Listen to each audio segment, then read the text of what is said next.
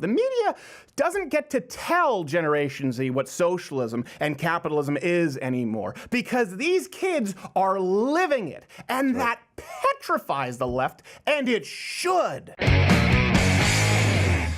Question of the day, do you think that Jim Carrey is A, clinically insane, B, if he is, what does it say about the Hollywood elite surrounding him who agree with his every word as seen on Bill Maher? When it comes to socialism and how Americans are living under Trump right now, I always wonder when I see Jim Carrey saying what he's saying, are they just all that out of touch, or is it a touch of mental illness perhaps? I'd like to see your comments. Let me know. Here's some context for those who didn't see it on Bill Maher last week.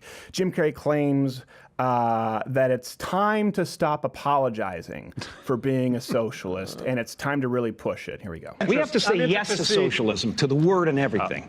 We have to stop apologizing. Well, here's what's interesting to me. The socialism comments went viral on Twitter. Maher actually cut them. They cut them from the show, as far as I understand it, or YouTube. They cut them. You don't see all of these quotes everywhere on all of the platforms. But we wanted to give you context of the rest of the interview so you could actually look at Jim Carrey's claims and take them forth there. So again, the left wants less context. We want more. Let's go on to the claims. So, you know, the Republicans are running with the word socialism.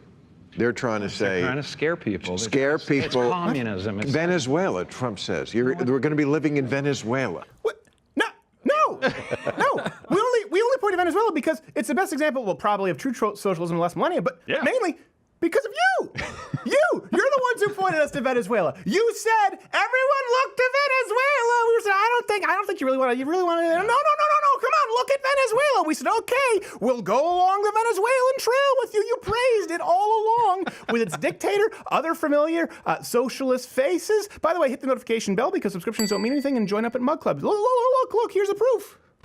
He is one of the most important forces we've had on this planet. On this planet. Very American point of view of my friend, President Chavez. You know, it's funny, sometimes American journalists talk about how bad a country is because people are lining up for food. That's a good thing. What do you mean by that, Mr. Bernie Sanders? No explanation necessary. The most important figure on this planet. By the way, Captain Planet Thanos doesn't make that claim. They don't make claims about superheroes regarding that kind of importance. So it's not the Republicans scaring people with comparisons to Venezuela. The left, they've made these comparisons for a long time. Until Chavez's experiment went completely sour, the country headed for 1,000,000% hyperinflation. People started starving to death with citizens eating rats, dogs, zoo animals to survive. This is what happened. You pointed to Venezuela, you championed its cause, and then it turned around on you, so you move on to the next socialist country. I grew up in Canada, okay? We have socialized medicine. And I'm here to tell you that this bullshit line that you get on all of the political shows from people is that it's a failure. The system is a failure in Canada. It is not a failure in Canada. I never waited for anything in my life. Anecdotal. I chose my own doctors. My mother never paid for a prescription. Anecdotal. It was fantastic. Untrue. Anecdotal, untrue. By the way, what wormhole did I fall into that Jim Carrey gets to act as though he has the moral high ground in combating a biased media? Everyone, this is what you never hear. Everyone has heard this. They used Canada as the model and said it was how the United States should model its healthcare program. Jim, you're just one in a long line of celebrities and politicians who've been selling this lie, specifically Canada, for years. How does it happen that here in Canada, we're back to him, they provide quality health care to all people? And I don't think there is any debate that the quality of care here is as good or better than in the United States. I don't believe and there are ways of providing high-quality health care that you have developed that we need to know more about. You know, in Canada, they run their entire free universal health care system. Is that a total overhead, total bureaucracy, 1.7% of the total health care budget. That's a white blow. That's a Walter White in transition if I've ever seen it. And by the way, this is a lie, okay? Canadian healthcare is objectively worse than the United States. Now, we've done some videos on this, so you can go back and look at, just search on this channel, Socialized Healthcare Canada. But to specifically use his examples, which are anecdotal, they have the worst ER referral wait times in 11 developed countries. 56% of Canadians actually wait longer than 4 weeks for treatment. Compared to the US, it's about 24%. The average wait to see a specialist in Canada is 21 weeks. At which point you don't need it anymore. My mom was looking at 9 months for, was it 9 months for an MRI? Yep. 9 months for an MRI, 9 but months. didn't she slip some cash? That's Isn't that right. what happened? A The little bit of two-tiered money, system. It has to happen. money, and then she got it within about a month. You have cash, you have a doctor. month? That's how it works in a socialized healthcare system. You want to know how long I waited? 45 minutes. Yes, it took And then I went longer and to got do one. the MRI. I don't understand. Here, to give you context, when he says, I didn't have to wait, well, it was 3 years when we had to find a family doctor. Well, I never had to pay for prescription. I said subscription. I don't know. Maybe they don't have to pay for magazines. Who knows? Maybe some guy was going door and got shot in the face. I don't know what the rules are there. I have to pay for prescriptions. Well, Canadians have to pay for about 70% of the prescriptions that they want. By the way, they don't have the same kind of generics that you have in the United States. They certainly don't when I was there. But if none of that convinces you, if you're still convinced by Jim Carrey's anecdotal evidence to which he received thunderous applause, here's something for you. The wait times were so bad in Canada, it was ruled a human rights violation by the Canadian Supreme Court in Chouy versus Quebec to force somebody into the socialized healthcare system, not allowing them to pay for privatized care. As I've talked about this many times, now in Canada they have these things known as super hospitals, as we know them in the United States, hospitals. Not to mention terminal illness survival rates, medical innovation. It's just, I mean, the list goes on and on and on. You know what? Here he goes on to, again, appeal to emotion. There are people who are sick. But that's the... You shouldn't have to lose your home because your mother got sick. Only that's not true at all. This is what they do. They try to appeal to emotion. So, no, you shouldn't have to lose your house because someone gets sick. Obamacare was one of the greatest taxes on the middle class that we've seen in our lifetime. Who was left footing the bill? Just like we've talked about with the housing crisis. Not the people who qualified for the subsidies, paid for by the rest of America, and not the super wealthy who could afford the skyrocketing premiums and deductibles, but the middle class Americans who do the subsidizing. Oh, you shouldn't have to lose your house because you get sick. Well, should you have to lose your house because you actually had the right amount of money saved for money down and you actually got a fair loan? You didn't go to the subprime market and then you didn't go into the healthcare exchange because you're middle class and you're working? Should you get screwed that way? We only care about the non-contributing zeros amongst us? Why do they get to dictate how the rest of society lives? Hey, I've never gotten my crap together. I don't work. I'm not even legal. More money, please. More money, please. Next clip. There's nothing more socialistic than some of the Pentagon programs that are just jobs programs. The Pentagon says we don't want these tanks, and they build them anyway. If that's not socialism, I don't know what is. Fall on a knife. This is exactly what they right away. What do they sure enough, socialists, what do they go to? Military. War. Police. Okay, there's a difference between a commodity and a public good. This is really, really easy. Police, national defense, they're public goods. Healthcare, college, Nestle tea, commodities. Okay, let me explain what this means, and let me give you an analogy. Actually, you're the one who taught me this analogy, Papa Crowder. Public goods are non-rivalrous, non-excludable. That means, non-rivalrous, let's start with that, that more people can use them without any significant additional cost. Non-excludable means you can't keep the extra people from using that good. So even free enterprise conservatives, we all agree the government should provide public military defense, for example, a police force, right? Things like free healthcare, free college aren't really public goods because they cost a lot more for each additional patient or person you add to the list, and you can easily keep them from using it. This is a referee analogy that was actually given to me by you, Papa Crowder. The analogy for the legitimate role of government, like a hockey referee, okay? It's to keep the players, the citizens, safe, right, from both internal and external. Someone might be throwing, a big gulp into they're supposed to try and keep you safe from that. Or an octopus in hockey. If it's incidental to the play, you keep your whistle in your pocket. We're not soccer.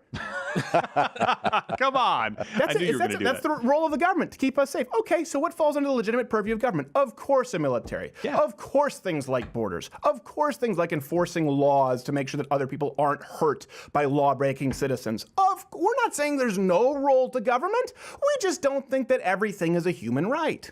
Well, it's the economic equivalent of the free speech argument you make, where these people make their bones, and they shut the door behind them. Same thing here.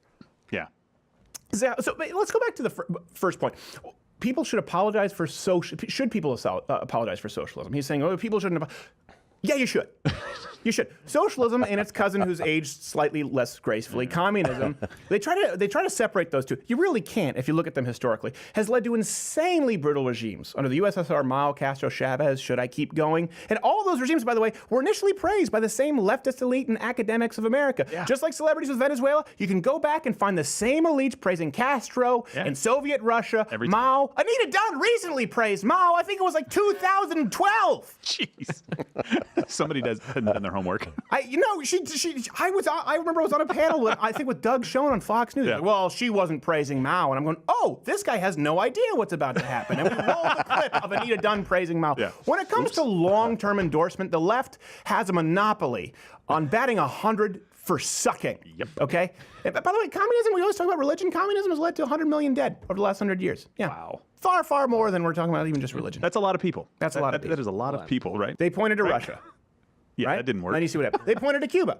Then you saw what happened. Then they pointed to Venezuela. You just saw them recently pointing to Venezuela. And then when that didn't work, Anita Dunn went back to China. I don't know what happened. Let's go to the clip. Let's go back to the clip to wrap this up here. The Democrats need to get a plan to fight this slander of socialism. You're going to be living in Venezuela. Well, and I don't see it yet. We have to say yes to socialism, to the word and everything. Oh, dear God. We have to stop apologizing. I am. Okay, you want to know how I know that Jim Carrey loves capitalism? $150 million net worth. Bill Maher at $100 million. Whoa. And if that weren't enough, here's another little tidbit just from that very segment on Bill Maher. I went out today and bought me some Nikes. Brought to you by Capital. He must like really bad quarterbacks. Some freedom-friendly Nikes. Yeah, that's right. That's right. As a salute to Colin Kaepernick, to Nike, congratulations on your fantastic choice. Fantastic. Colin Kaepernick won't salute the flag, but we'll salute Colin Kaepernick. Nike, of all companies, the same Nike famous for exploiting sweatshop labor conditions in other countries that we don't allow in our capitalist system in the United States. This just shows you how incoherent Jim Carrey's worldview is. It's worse than Eternal Sunshine of the Spotless Mind. I know you all try to act like you know what's really going on there. No, you don't. Most of you don't. That's why there's so many fan theories with it in Donnie Darko. Shut up. Stop trying to act like you have a handle on it. You don't. It's just so funny that they use right now, of all times. This is why I don't know if he's crazy. He's just completely out of touch. Right now, of all times, to push for socialism. Yeah. Like, did you hear when they were talking about Donald Trump? They said he would rate his job performance as very good. And Jim Carrey goes, as what? A demolition man? And everyone claps. Like, what is he blown? What? Our economy is not only the best in the world, it's doing insanely well right now by our own metrics. The jobless rate, lowest point in half a century. That's since the moon landing. Black unemployment rate, pretty low, all-time low. Ever. And by the way, remember how everyone said that Donald Trump was delusional for suggesting that he could even achieve 3% growth? I think actually, Brian Stelter was saying, is he mentally stable? Well, guess what? Now economic growth is up to 4.2%. Good Lord. Boom. He was delusional and mentally unstable for promising 3%, 4.2. Do you have any idea how significant that is in the realm of economics? It's just bizarre to me that they pick right now to bitch about free enterprise and try and push socialism. And here's what I think. The left is petrified of another baby boomer generation. Because why? Free enterprise capitalism is working really well, as we've just pointed out. We have an entire generation of people, somewhat millennials, but Generation Z, who had never actually seen capitalist markets doing as well as they have now. For years, the left told them that capitalism was a failure. Socialism was the answer. Up until now, the generations hadn't really seen a free market, right? They had George Bush, Bill Clinton, George W. Bush, neither of whom were Republicans, neither of whom was really all that conservative, certainly not economically, followed by 8 years of Obama. But now with Trump following Obama, the left is terrified of Carter being followed by Reagan 2.0. Yeah, sure, when people were young, right, they thought they wanted Carter, right? Hippie, okay, free love. And Carter, he seems like the nice guy. He wears a sweater. Mr. Rogers. Yeah. Turn the White House down, put some solar panels on, wore a sweater. He keeps a little bit cooler in the winter. He farms peanuts. What could go wrong? Exactly. What could possibly go wrong? And so they thought they wanted Carter. Then Reagan happened, and they realized they had more money in their pocket, and they didn't have to wait in a gas line. So the baby boom generation grew up from pot-smoking hippies into the conservative yuppie stereotype that you see today. Suddenly, generations who were sold on socialism are now seeing the positive and personal effects of free enterprise in their lifetime. More importantly, in their own lives. So how do I mean? Greater job opportunities for themselves. Big time. Keeping more of their own money for themselves. The left knows and is terrified, especially because they appeal purely to selfish motives disguised as compassion. They are terrified of Generation Z, after millennials, upon whom the left, they have footed Generation Z with a massive bill And like the baby boom generation, Generation Z, which is the most conservative generation at this point in their lifetime ever, meaning when at this point in their youth, they're more conservative than baby boomers, they're going to be even more conservative once they get older. Because now they've seen the contrast between a crappy economy under Obama and a flourishing economy under Trump.